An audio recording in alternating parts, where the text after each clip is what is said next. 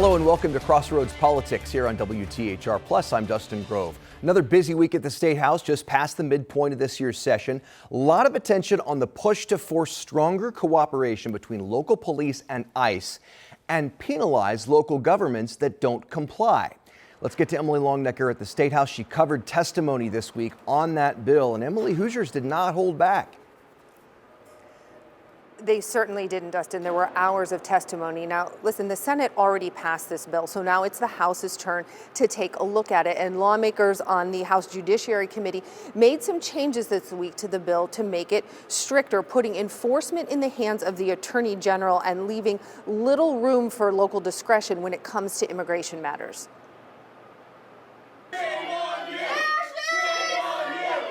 This was the scene in the halls of the Indiana State House Monday as the House's Judiciary Committee left the hearing room minutes after passing Senate Bill 76.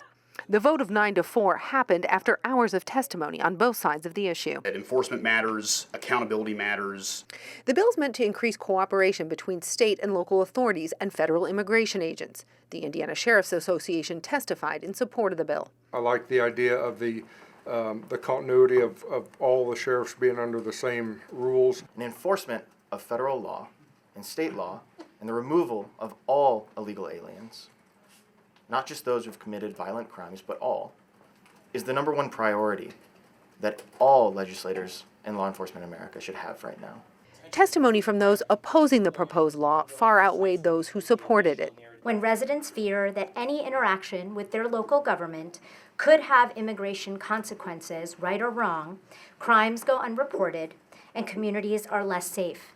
Some questioned why Indiana lawmakers would support working more closely with ICE after witnessing what's happened in Minneapolis with the killing of Alex Preddy and Renee Good. The only explanation for this misguided and heartless bill is that you either fear the bully or you share his mindset. Regardless, you show no regard for the lives of U.S. citizens who look different from you. Long after you leave these seats, history will remember how you voted. And if Monday's testimony is any indication of things to come, there is sure to be more fierce debate as this bill moves forward. Dustin? But Emily, that larger debate hasn't actually happened yet, right? No, it hasn't. And House Speaker Todd Houston chalked it up to timing. The bill was on the schedule for second read on Thursday, and it didn't get called up, and he chalked it up to timing. Yeah, there was just a lot of amendments to go through, short period of time. We had a bunch of members absent today. We wanted to make sure we talked it all through. And right now, lawmakers have filed a potential of 29 amendments. The vast majority of those amendments are coming from Democrats. Democratic State Representative Ed Delaney has filed 13 amendments himself. Dustin? Emily, thank you. I want to bring in Nikki Kelly now, editor of the Indiana Capitol Chronicle. We've seen national polls turn sharply against the president when it comes to immigration. I'm looking at a PBS NPR News Marist poll just last week found nearly 2/3 of Americans say ICE has gone too far in immigration crackdown. 6 in 10 disapprove of the job ICE is doing. Do you expect that to have an impact on this bill? I think it'll definitely color the discussions a little. I think we're seeing that growing group in the middle, right, who generally support the idea of an immigration crackdown, but the tactics that are being used, the aggressiveness, the videos, more and more stories of citizens being dragged away, maybe held in, against their will for a month, and then they release them and be like, oh, sorry, and so those are building. And so I think it's definitely going to color the debate a little bit. So let's move to also this week, the House heard testimony on a bill that deals with Medicaid reform, and immigration was again an issue here. Emily, this is a top priority. I know you've reported it's a top priority for Senate Republicans this session. Yeah, it is. And, there is a lot to this bill, Dustin. Republicans say it's about preserving a safety net for Hoosiers, the people who need Medicaid and SNAP benefits the most. Take a listen. And to do that, the bill tightens the eligibility rules for those who receive SNAP and Medicaid benefits. It also bans using SNAP benefits to buy candy and soda, something Governor Braun already put in place through an executive order earlier this year. This bill would put that ban into law. The bill also requires the Family and Social Services Administration to verify the legal status of everyone in a household if someone is applying for benefits. If FSSA discovers someone is not here legally, they would have to report it to the Department of Homeland Security. Republicans say right now, households with someone in the country illegally are not being scrutinized as closely when it comes to total household income as a family where everyone is a U.S. citizen. Democrats say this part of the bill will lead to families who have members who are not here legally not applying for benefits, even if some of them would still qualify. I think they could still be eligible if they're U.S. citizens. Yeah, but they got to turn in their spouse in the process. That wouldn't have anything to do with eligibility for them. Yeah, well, I suggest they're not going to apply. And Republicans are really framing this bill as one that is really about, they say, personal responsibility, cost control, program integrity. Democrats argue that it could create barriers to care and create food insecurity and harm the most vulnerable. Lawmakers did not vote on this bill this week. They just heard testimony in committee, but that vote could come next week. Dustin? Yep, seems like the same philosophical argument we've heard before. Emily, thank you. Nikki, this bill adds a lot of restrictions. The focus on immigration in the House. What do you think of that tack they're taking? I mean, it basically just has a section that says they have to verify eligibility. It's already in the rules that you have to be a citizen. That's already done by the state. I haven't been able to have someone explain exactly how it would be done differently. Mm-hmm. Now, there is a referral part that's new, whereas if they find, let's say you apply and FSSA turns you down because you're non-citizen, which is already happening now, they now would have to refer them to the U.S. Department of Homeland Security. So basically put their name out there to ICE. That part is totally new. Do we know about how many people this would impact? I don't think we have any idea because, I mean, I think Republicans generally think that a bunch of non-citizens are on the rolls. And, you know, I'm not saying there aren't any.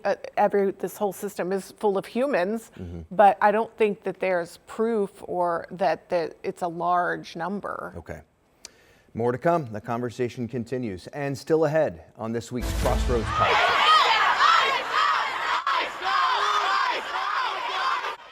Indiana students joined the nationwide protests pushing back on the White House's immigration crackdown, how districts are navigating all of this. Plus, Representative Ed Clare announcing he's leaving the Republican Party and the State House. Coming up, he sits down with Emily to explain why. But first, we just want to make sure that in a case like this, if there's a way for make sure notification is done properly, we make sure it's done. The push to protect kids after a Fisher's family is hit by an unbelievable tragedy. The fight for a pink alert and what that would be next on Crossroads Politics.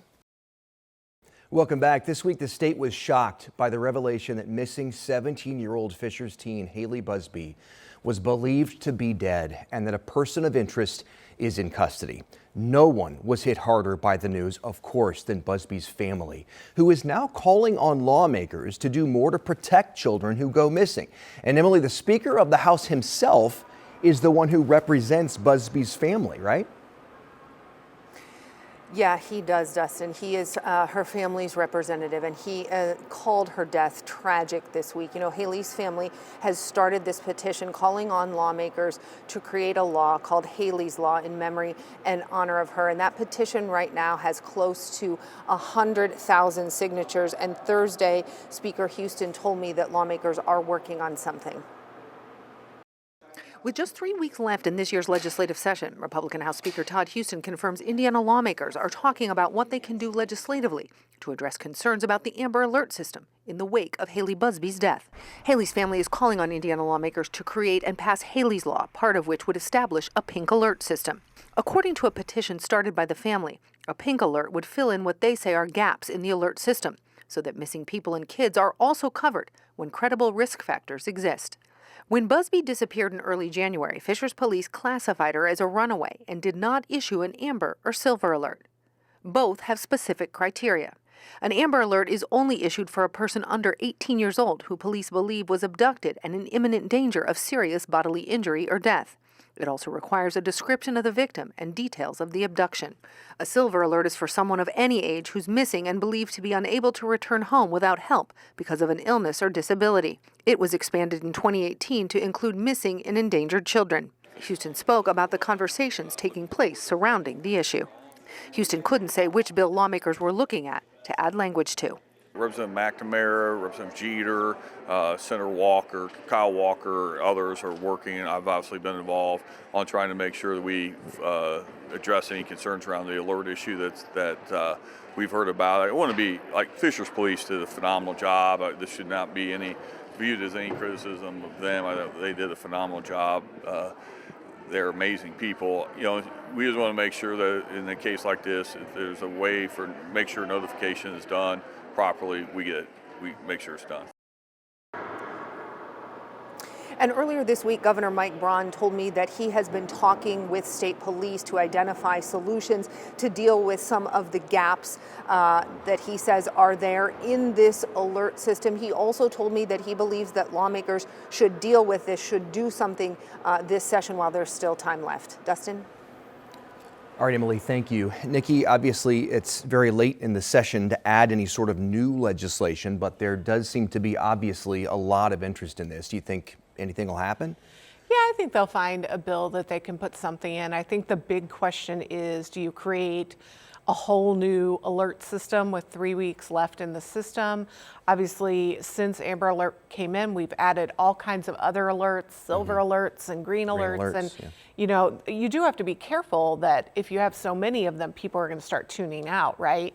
So it could be an easier approach might be to just change the very strict guidelines for the Amber Alert to loosen those a little bit. That might be one approach. Well, and on that subject, this week we heard from the woman who founded the Amber Alert system, who agreed that it needs to be expanded. So perhaps that's what we'll see then.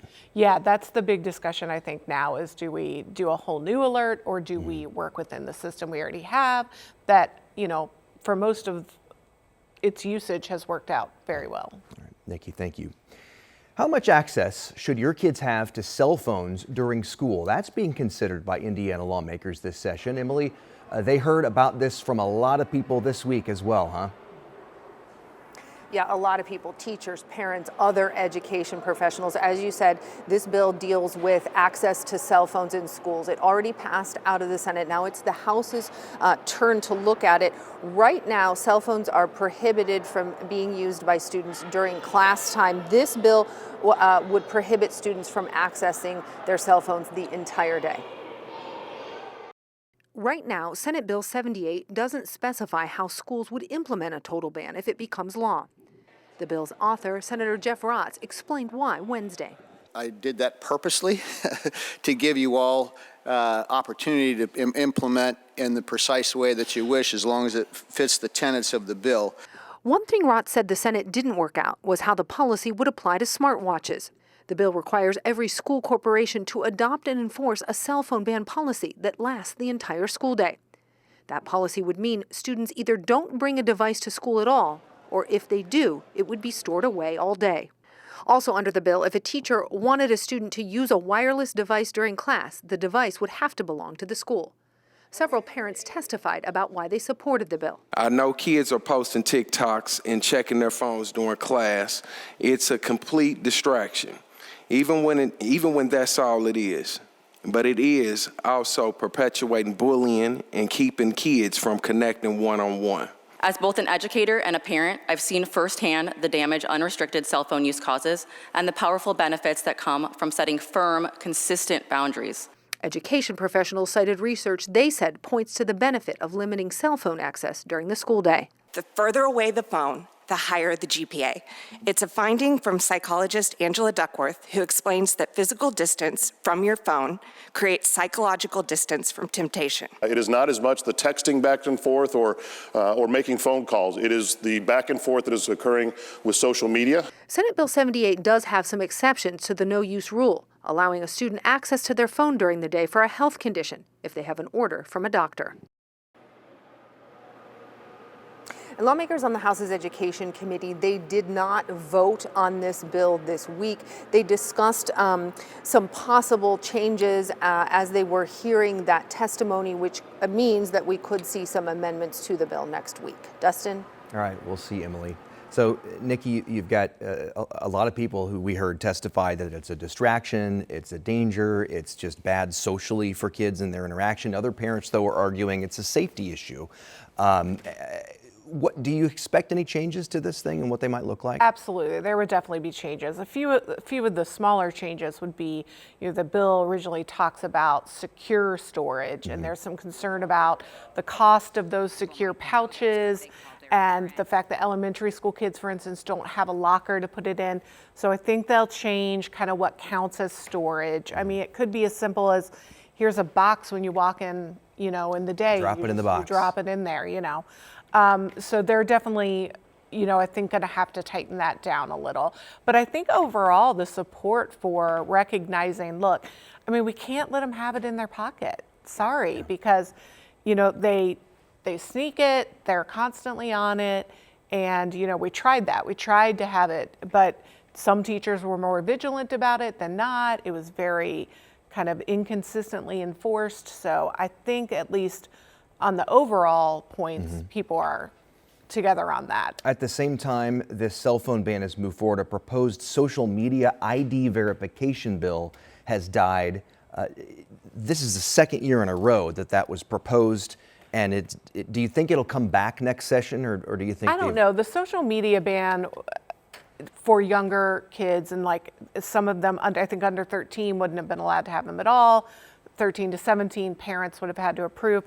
But it really gets into some First Amendment issues and becomes a lot more of a constitutional question. You don't have those same discussions on the no cell phone bill. So that one might be a hard one to work around. It's messier. Yeah. Okay. All right, Nikki, thank you. Still ahead here on Crossroads Politics. This is more dangerous autocratic poison from Donald Trump. President Trump calls for a federal takeover of elections, how lawmakers are reacting. And did the campaign for Indiana's top election official break election rules? Investigators issue a deadline this week. But first.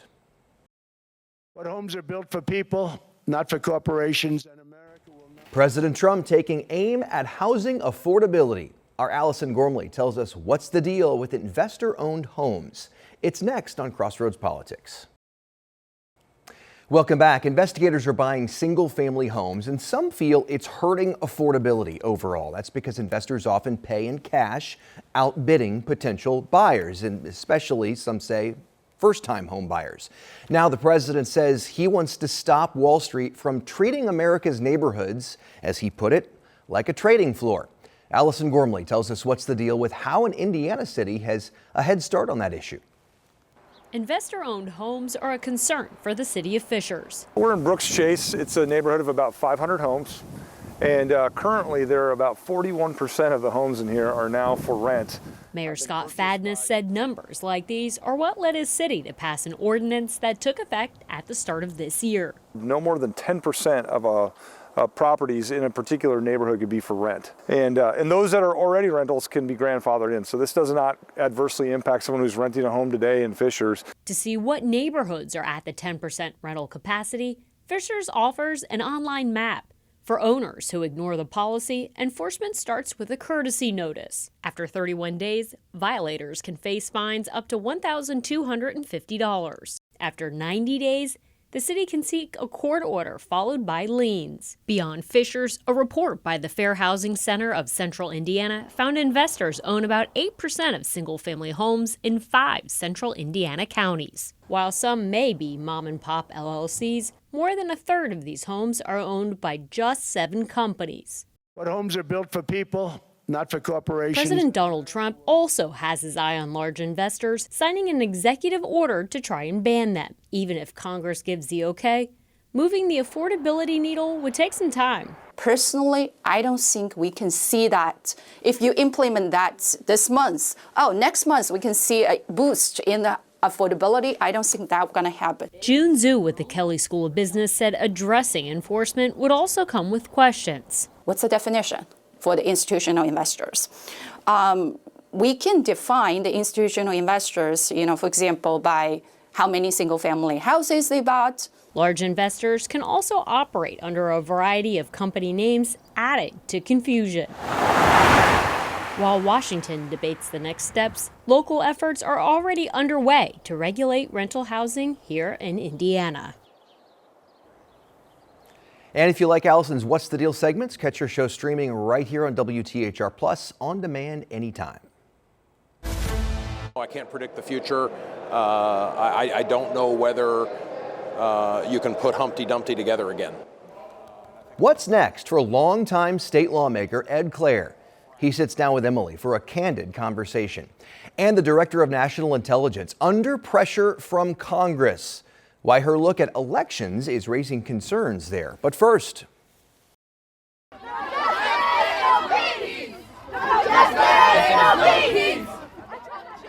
Students joining nationwide walkouts over the president's immigration crackdown. The demonstrations and consequences next. Welcome back to Crossroads Politics. This week, President Trump is facing pushback after calling for a federal takeover of American elections. Meanwhile, a veteran Republican lawmaker here in Indiana announces he's leaving the party and the statehouse. And the national protest over the killings of 2 Americans by federal immigration agents comes to schools across Indiana.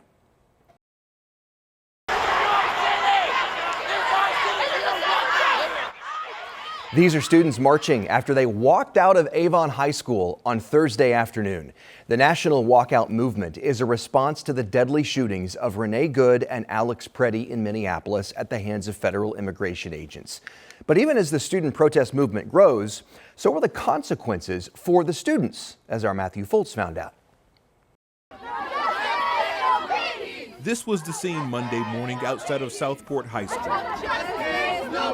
as dozens of students walked out of their classroom and into the streets as part of a protest against ICE. It's tragic. People are being taken away from their homes and being ripped apart from their family. Junior Zed Osalum, Ava Miller, and Derek Stanley were among the dozens who participated. I did this because I really wanted to see a change in the society, and I knew that that wasn't going to happen through working through the system. I knew that we needed resistance, and I thought this was the best way to do it. But what they didn't know was the trouble they would get in for walking out of class. I was very disappointed to hear that the disciplinary action was suspension. I feel like it was very uncalled for, and to a degree, I understand that there needs to be consequences. That comes with protest. You can open your history book and find that. But suspension seemed like a little bit of a reach to me. The students say they're now facing 1 day of out-of-school suspension. 13 News obtained emails sent out to parents from the high school principal. The first email went out shortly after 11 a.m. saying that the students would just be marked as unexcused for the day.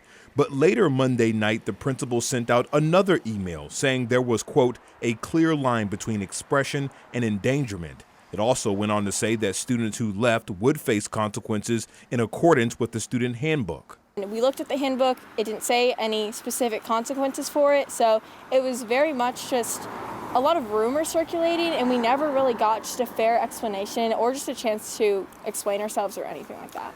While the school believes stepping out of class was wrong, these students tell me they don't regret it. It's a privilege to be able to use our voice, and we're going to use our privilege in any way we can for those who can't speak out. So as long as we have that First Amendment right, we're going to keep doing whatever we can to show that. Reporting in Southport, I'm Matthew Foltz, 13 News. Matthew reached out to Perry Township schools about the suspensions and guidelines students have to follow. They say they're not commenting on disciplinary issues. All of this raises the question, what First Amendment rights do students have to protest? Our Jenna Webster looked into that. Silence is not an option, students say. And I think that our voices are stronger as one, and when we come together, then we make a very large impact. All week, high school students across Indiana are walking out of class. It's part of a national wave of protests tied to immigration enforcement and ICE activity. Plainfield is mourning ahead of a Friday walkout. Students will face a 3-day suspension. Southport students tell 13 News more than 100 students are facing suspensions. As long as we have that that First Amendment right, we're going to keep doing whatever we can to show that. But what are students' First Amendment rights? In Tinker versus Des Moines, which was an important 1969 Supreme Court case, reaffirmed the rights that students have. The Supreme Court case famously says students do not shed their constitutional rights to freedom of speech or expression at the schoolhouse gate. But a walkout isn't fully covered by that. So symbolic speech is constitutionally upheld for students in high schools, right? Walking out of a protest, leaving school grounds, disrupting learning, right? That would be a violation of the school policies. And that's where those First Amendments for students in these circumstances would end. Laura Wilson teaches a constitutional law class at UND. She says it's because schools are legally responsible for students during school hours. If you're breaking a rule that exists, like not leaving campus, not leaving class, not being absent, the First Amendment is not going to give you a right to be absent. It means schools can take disciplinary action if students miss school without an excused absence. They can't say, if you are absent because of this political message, we're going to punish that more harshly. That violates core First Amendment neutrality principles. The punishment has to be the same as any other unexcused absence, regardless of what the students are protesting about. Jenna Webster, 13 News. So teens are not a traditionally reliable voting bloc, but these protests are getting attention. They're disruptive. Do you think lawmakers are listening or seeing this?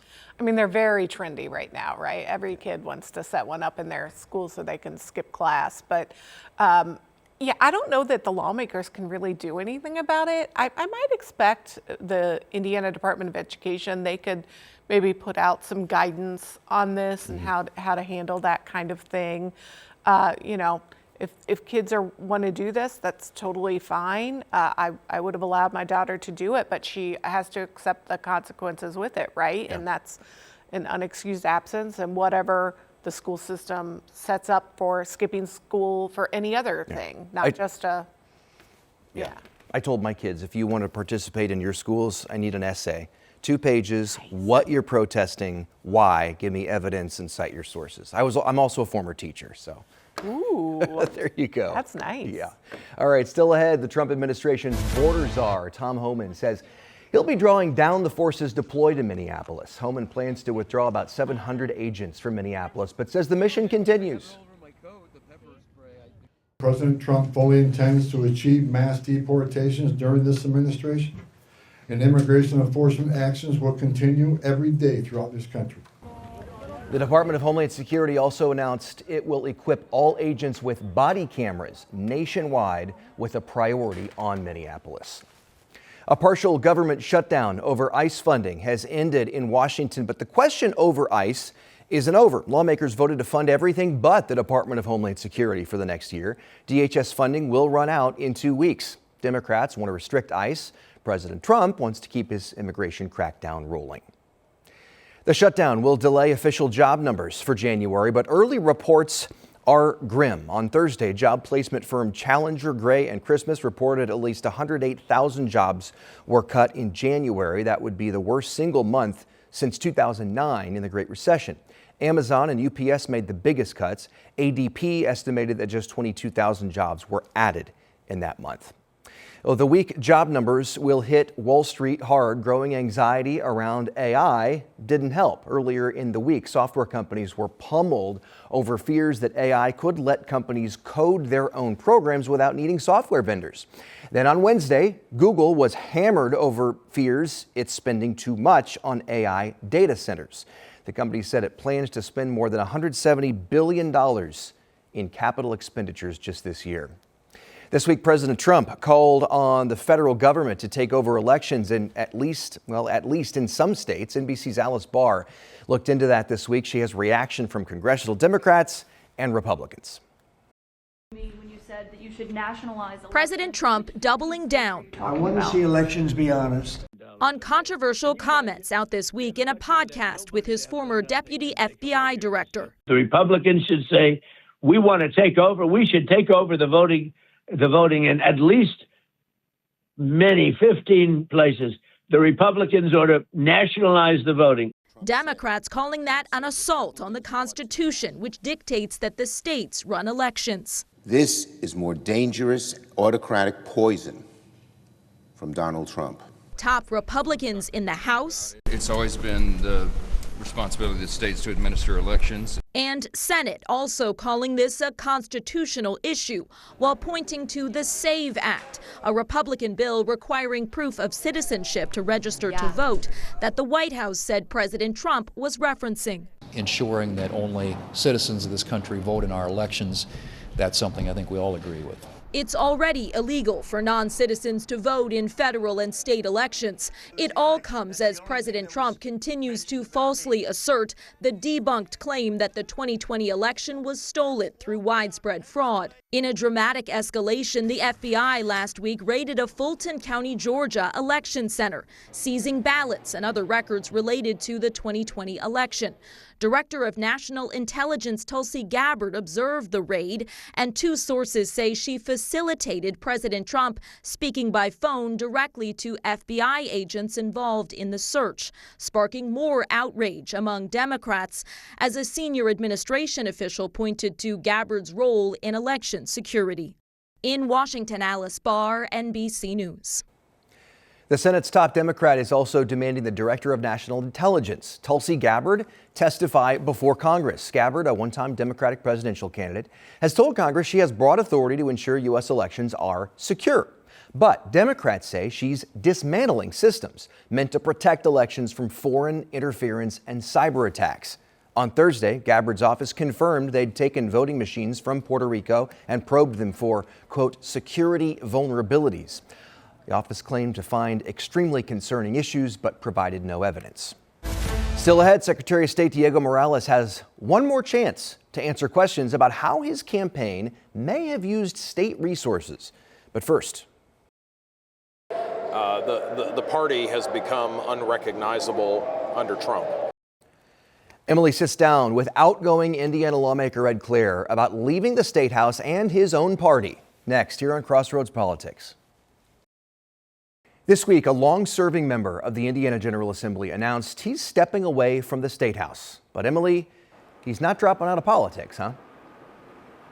No, he is not, Dustin. We sat down this week with Republican State Representative Ed Clare about his decision both to step away from the Indiana State House, the Republican Party, but he plans to run for mayor of New Albany as he finishes out his 9th term as a state representative here in Indiana, where he represents Floyd County. Representative Clare, thank you for joining us on Crossroads Politics. We really appreciate it. Thank you. It's great to be with you. You know, you recently announced that you're not going to be seeking a 10th term here at the Indiana State House, but that wasn't your only announcement. You also announced that you were leaving the Republican Party and running as an independent for mayor of New Albany. Tell me about that decision. Okay. Well, I announced several things at once, 3 things, I guess. I announced that I wasn't going to seek re-election in the House, and that I was planning to run for mayor of New Albany, and that I would be running as an independent. So I made all 3 of those announcements at the same time. I've said that I haven't left the party has left me, and that's really how I feel. I plan to continue here at the State House serving the rest of my term. I'm not going anywhere. I'm just not seeking re-election. And that was a difficult decision. I struggled with it for a long time. But ultimately, I decided that I could not, in good conscience, appear on the ballot as a Republican. The other side of that is looking forward, and I want to be positive. I am positive, and I'm very excited about running for mayor of New Albany. I ran 3 years ago as a Republican for mayor, and I lost narrowly. It was a little more than 300 votes, and I'm excited that this time I'll be exclusively focused on what's best for the people of New Albany, without having to worry about political party considerations. And speaking of political party considerations, you told the Indiana Capitol Chronicle that the political changes you felt brought on by President Trump had pushed you out of the party. Is that how you still see it? Yes, absolutely. It's a very fair characterization. The party has become unrecognizable under Trump. Many of the people who were here when I started 18 years ago, and for whom I have tremendous respect, wouldn't recognize a lot of the things that are going on today at the national, state, and local level. It's a very different party. It's a very different atmosphere here at the State House. Now, I want to be very clear to draw a distinction between my issues with the party and where I am with individual Republicans. I still represent a whole lot of people who identify as Republican. And I have many friends and colleagues, many Republican friends and colleagues here in the State House for whom I have tremendous respect. And everyone has to make their own decision based on what's right for them. This was right for me. I'm not saying that that others shouldn't continue to try to change the party if that's what they think is appropriate.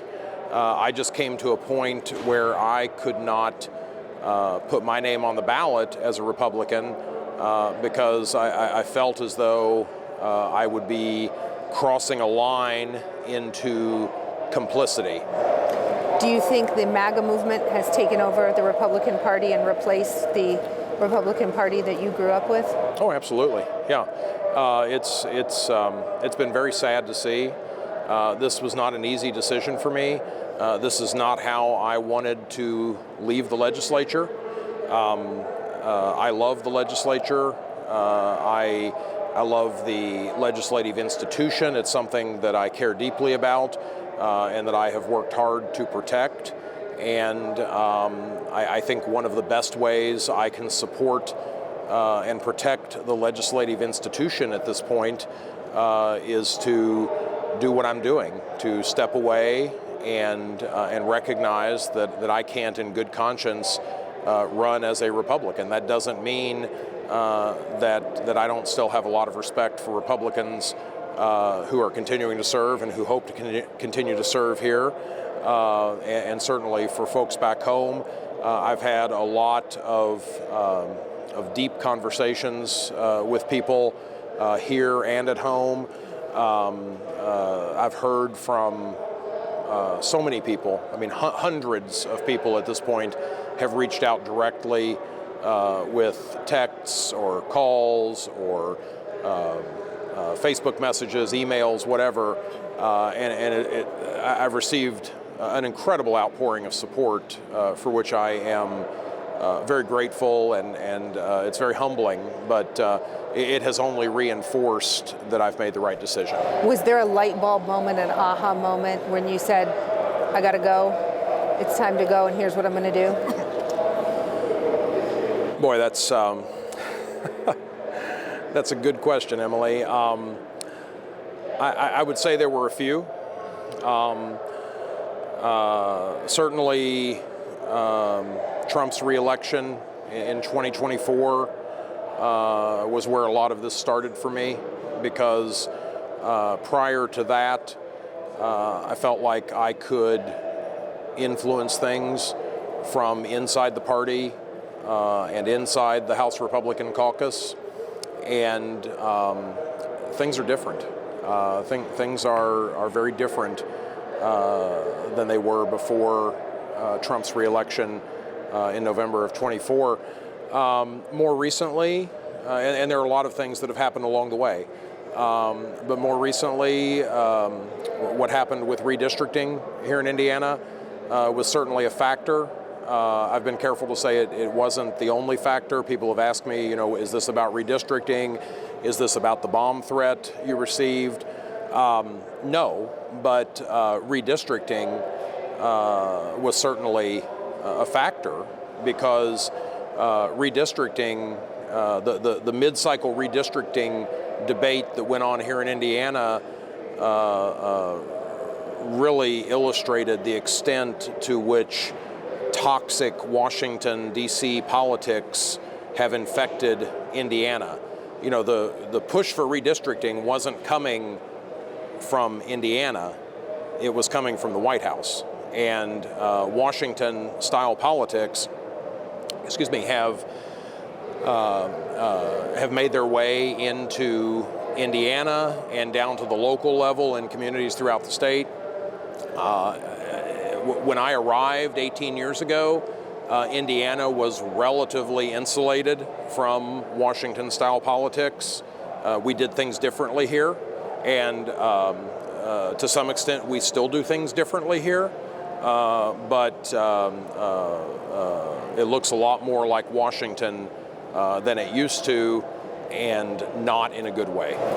I want to ask you about that bomb threat, an update on anything on that. But first, I want to the point of you saying things had changed in toxic politics. Do you ever see it changing back or changing from that? And if so, how does that happen? What's your thoughts on getting that to happen differently? You know, I hope so. I hope there's an opportunity to go back to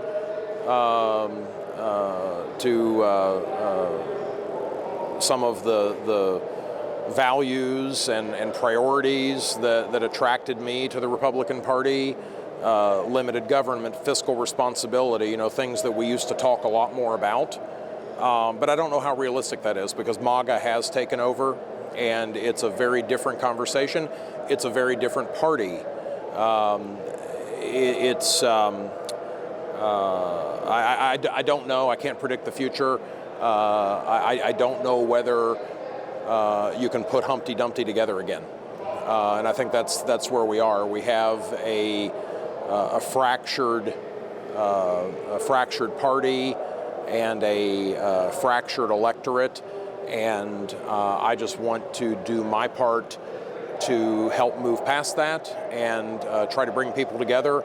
That's always been a top priority for me here at the State House, reaching across the aisle, prioritizing bipartisanship, being nonpartisan wherever possible, and that's a big part of my decision to run as an independent.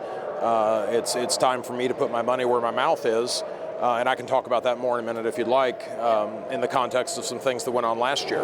To the point of a fractured party, you know, I know that when journalists have asked questions about that, is the Republican Party fractured here in Indiana? You know, I've heard frequently, oh, that's kind of a thing made up by the media. Would you say that the Republican Party here after redistricting is fractured in Indiana? Oh, absolutely. Absolutely. And I commend those people in the Republican Party who are trying to bring people together. But unfortunately, there's a lot of division, and there are a lot of people who are driving that division. So to be specific, as I know you and many of your viewers are aware, there is a lot of Republican infighting going on here at the State House. You know, Republican members of the legislature in both the House and Senate who are openly attacking each other, one another. Statewide office holders who are openly and in some cases viciously attacking other Republican office holders. It's a really unfortunate situation, but that's where we are. So now, after nearly 2 decades as a state representative, a new direction for Representative Ed Clear, and possibly a new direction for New Albany. Dustin? All right, Emily, thank you. So Nikki, Ed Clear not waiting to face a primary as promised by the governor and the president. So have you heard any rumblings about any other lawmakers who may follow? There are only a few left. There's a couple more hours left to file, and there were only a few incumbent lawmakers who hadn't filed yet. I think the ones that weren't going to run had already announced. So we haven't seen massive changes. I've definitely seen election cycles with far more retirements than we're seeing this year. Okay. Nikki, thank you. Still ahead here on Crossroads, the state's top official facing an investigation, top election official that is, facing an investigation into his own election campaign. What a local election board found next. Welcome back. The state's top election official is facing accusations that his campaign broke the rules. On Wednesday, the Marion County Election Board released results of its investigation into the campaign video, this campaign video right here, for Secretary of State Diego Morales. Investigators found state employees using state resources shot some of that footage that was later improperly used in campaign materials. Investigators say Morales refused to talk to them, so the board is giving him what they call one more chance to answer questions. They could decide to refer the case to the state's inspector general. Neither the Secretary of State's office nor the campaign has responded to our requests for comment yet. Nikki, do you expect this issue to come up in the election? Oh, sure. I mean, obviously, I mean, it looks very clear that, you know, he was doing a an event that was related to his office, and then that footage later showed up in a campaign. And frankly, he's making it worse, right? Isn't the cover-up always worse than the crime, they say? Like, you could have just come out and said, like, yes, that was an oversight and we're so sorry. Yeah. Well, but by him not talking to them, it's just making it more of a big deal. We'll see if they do eventually respond to our request for an interview or a statement of any kind. Meanwhile, your team at the Capitol Chronicle has found some confusion with candidate filings in general, right? Tell me about that. Yeah, there was an issue that came up this week. It's kind of in the weeds, but basically about whether the people who were, when someone came in to file, they have to attest that they meet all these rules to run. And there was a question about whether the people making those attestations were properly certified to do that. And so out of an abundance of caution, a bunch of Republicans and Democrats have been streaming to the election division the last couple of days to refile because it appears that those special deputies had not been properly, legitimized and filed with the Indiana election division. They have been since, but there was some confusion about, in the meantime, could that be used to be contested, that someone be kicked off the ballot. Was there a reason why, other than, was it a training issue or just miscommunication, confusion? I don't know. Diego Morales' office still claims kind of two things. He said, we did everything right, but then on Thursday afternoon, after this news kind of hit, they went and filed these things with the election division. So if they said we weren't required to do that, but then you got to be like, well, then why did you do it? Step, right. Okay. All right. And you can read more, of course, in the Indiana Capitol Chronicle online. Nikki, as always, thanks for being here. Appreciate it. And that does it for this week's episode of Crossroads Politics. I'm Dustin Grove. For Nikki, Emily, and everybody here at 13 News, thanks so much for watching. We hope to see you next time.